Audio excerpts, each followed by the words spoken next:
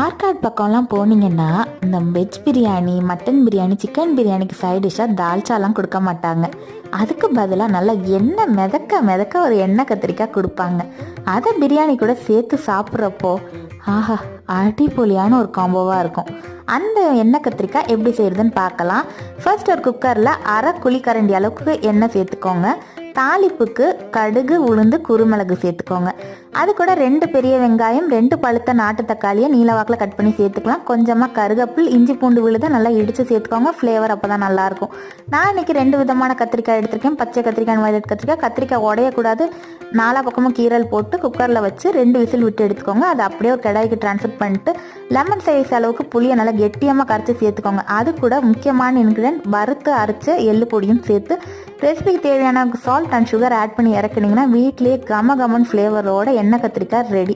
Thanks for வாட்சிங்.